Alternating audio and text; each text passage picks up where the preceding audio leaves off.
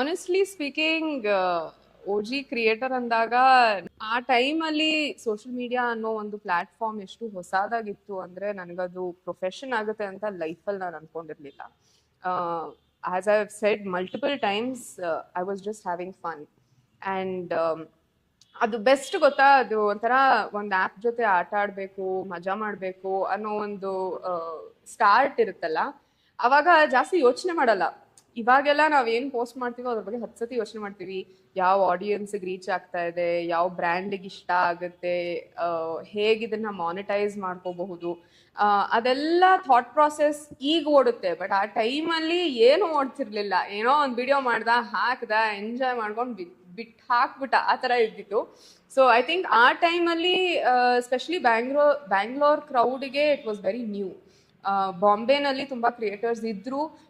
ನೀವು ಹೇಳ್ದಾಗೇನೆ ಕನ್ನಡನಲ್ಲಿ content creation ಅನ್ನೋದು ಅಷ್ಟು ಫೇಮಸ್ ಆಗಿ ಇರಲಿಲ್ಲ ಆ ಟೈಮಲ್ಲಿ. And I'm talking like close to 10-12 years ago. ಆವಾಗ ತುಂಬಾ ಪ್ಲಾಟ್ಫಾರ್ಮ್ಸ್ ಇತ್ತು. Like can I say platform names? Yeah, like Dubsmash, Musically ಆ ಟೈಮಲ್ಲಿ ಟಿಕ್ಟಾಕ್ ಆಗಿರಲಿಲ್ಲ ಅದು. Musically and Dubsmash were majorly what I was doing.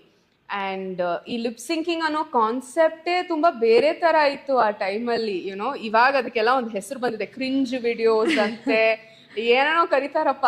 But ಆ ಟೈಮಲ್ಲಿ ಸುಮ್ಮನೆ ಮಜಾ ಮಾಡಕ್ಕೆ ಅಂತ I use to make a lot of video. ಸೆಟ್ಟಿಗೆ ಹೋಗ್ತಾ ಇದ್ದೆ, ಫುಲ್ ಮೇಕಪ್ ಇರ್ತಾ ಇತ್ತು, ಏನೋ ಒಂದು ವಿಡಿಯೋ ಮಾಡೋಣ, ರೀಲ್ ಮಾಡೋಣ ಅನ್ಕೊಂಡು I use to make stuff.